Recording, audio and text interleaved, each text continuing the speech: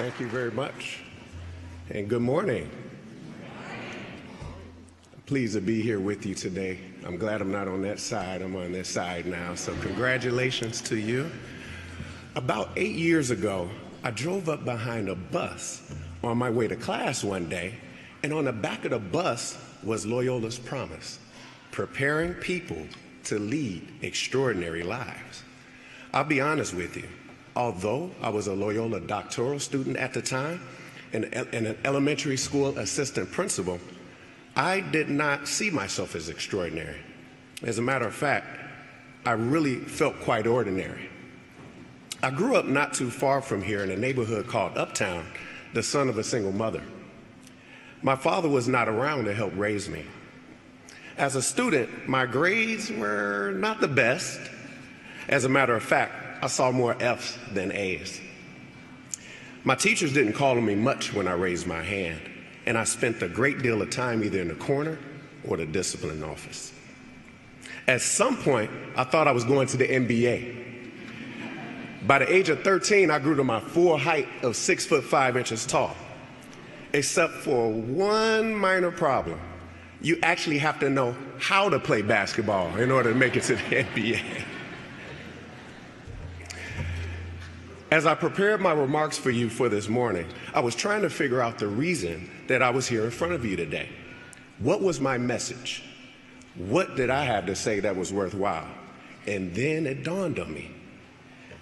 Loyola's promise to prepare people to lead extraordinary lives went through my head, and I realized that regular people can live an extraordinary life. An extraordinary life doesn't come from massive wealth. It doesn't come from climbing a corporate ladder, fancy titles, or fame. It isn't living for the approval of others or doing what people expect. Living an extraordinary life starts with finding your calling.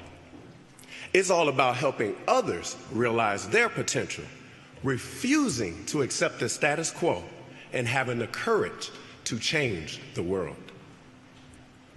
I was very fortunate to have many people in my life to help me realize my potential. Many are in this room today.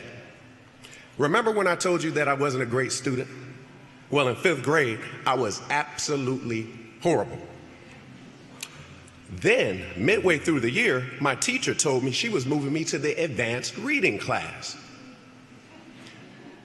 She must have noticed the confused look on my face, because she then said something to me that I never forgot. She said, "LeViis, you're not fooling me one bit." She grabbed the paper I was working on, pointed at it, and said, "You're smarter than this. I know you can do better, and I expect success." So for the first time in my life, a teacher believed in me instead of expecting failure. I started going to the advanced reading class, and I struggled at first, but I did not want to let my teacher down. So for the first time in my life, I started to get good grades. After you leave this room, graduates, how will you inspire someone to help them realize their highest potential?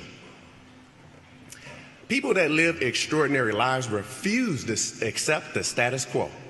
It's all about having hope that is stubborn and persistent and refusing to give up until you see the change that you want.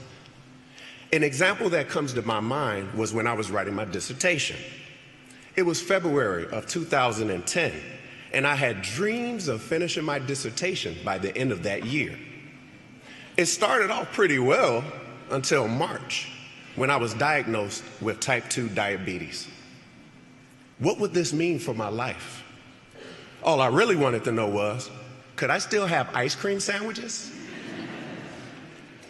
My doctor placed me on 3 different medications, gave me a prescription for blood sugar testing strips, and told me to keep my sugar at or below 150 milligrams per deciliter. I didn't even know what that meant. How am I supposed to live now? How am I going to finish my dissertation? Those were questions that raced through my mind. I remember having a conversation with one of my Loyola professors about my new medical condition. She knows who she is, and I'm sure she's watching this graduation from Stream, probably in Rome. She said, "LeViis, don't worry. You're going to be fine. You will live normally and deal with it like brushing your teeth every day." I carried those words of comfort with me as I began learning more about the disease.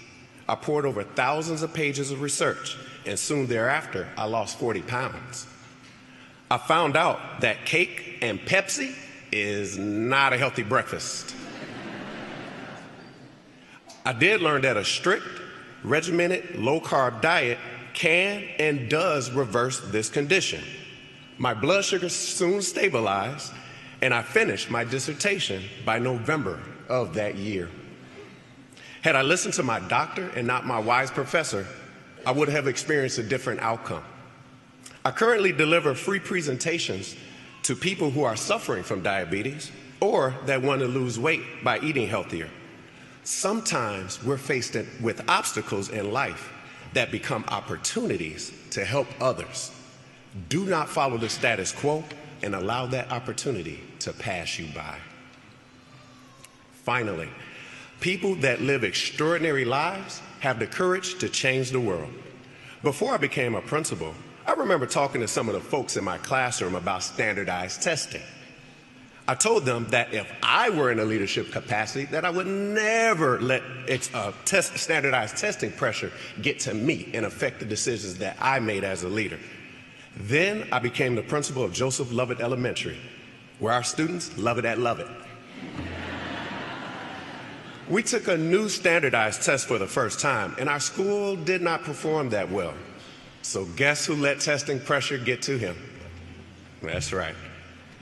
But last school year, we began to realize that we needed to make major shifts in the way we provided instruction for kids. We shifted away from teachers owning all of the knowledge, teaching content at our pace, giving students assignments and issuing grades, to empowering students to learn on their own, teaching for mastery, and refusing to penalize students for failing.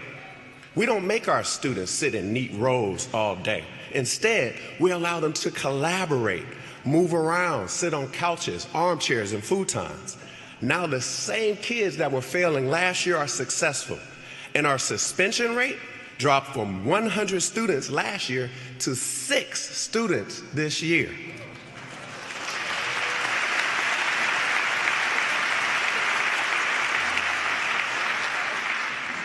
In recognition for our efforts, our school received a $280,000 grant to continue our work. And I give all the credit to those folks that love it, who are not afraid to change the world for the betterment of students. In closing, I hope that my words this morning motivate you to reach back, inspire others, and help others reach their potential. Never be afraid to break the status quo. Have the courage to make dramatic shifts to change the world. Be different, be special, be extraordinary. Congratulations and thank you.